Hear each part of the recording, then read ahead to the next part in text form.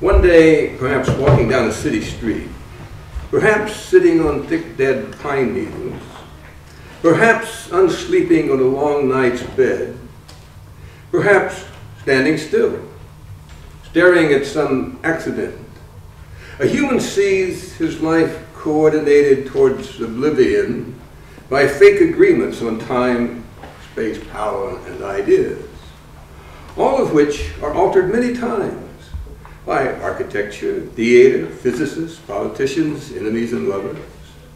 Momentarily nude, all costumes dropped by the tired chorus girl, his situation fatigued, faithless, loveless, hopeless, conscienceless, wishless, he sees his everything turned empty, a grocery sack left full of nothing, no big dinner tonight, not even a scrap, in fact, no home to go to.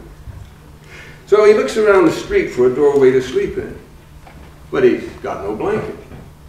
He'll freeze on hard concrete.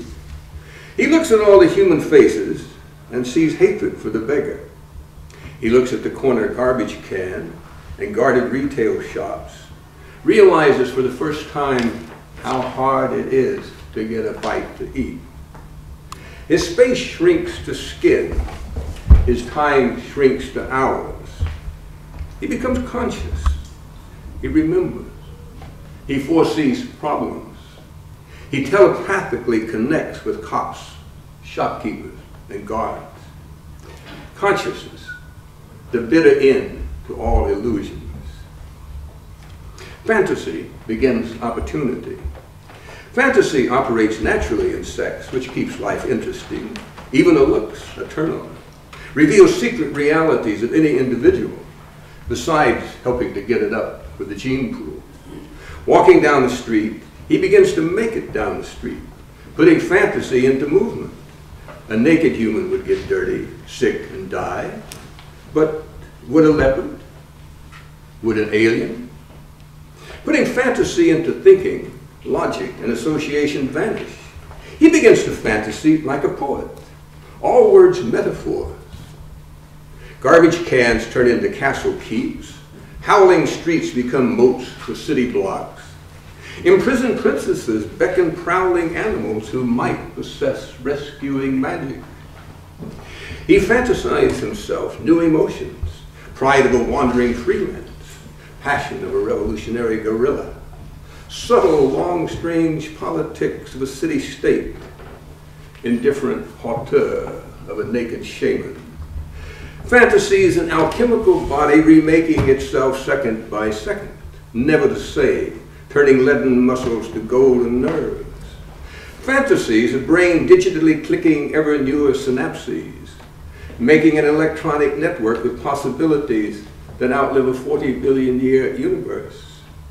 Fantasies a genome replaceable to the ultimate combination of all the mutated brilliant achievements of trillion-ton, billion-year life. Fantasies quanta amenable to precise transitions from state to state. Fantasy becomes so fantastic, he fantasies an endless supply of fantasy, the only limitless input into the so limited situation. His fantasy becomes so magnetic, others contribute their fantasy, plucked from their glancing eyes and body rhetorics. He reaches the stage of satisfaction when he falls in step with another human, while they stroll along a fantasy river, peopled with druids, Romans, Saxons, Danes, Shakespeare, Newton, Darwin, Max, dives, palaces, empires, catastrophes, exchanging fantasies of meeting by Yunnan bamboo waterfalls. I fantasy, endless fantasy, automatically, rhythmically, spontaneously building ecstatic discharge, climax behaviors from synchronicity, selecting alluring action options from cosmos generating eternal and external stochastic evolutions of ever more complex new arrays of opportunity. I fantasy that each incalculable discharge returns to a rest deeper and more satisfying than soundless sleep, but with eyes and ears open at unresisting beaches to the oceanic spume and pelicans.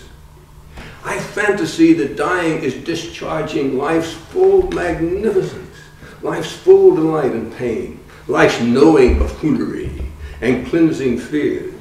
That dying is the super-orgasmic reward for a created action equal in qualitative splendor to the entire creating action that each particle, prodigal spendthrift, I fleeing away in dying at that gorgeous challenge met in full shot carries with it a quantum so altered that from the state of deepest rest, death, each returns to interact with quadrillions more to sport in complex spontaneities of ever-increasing adventure.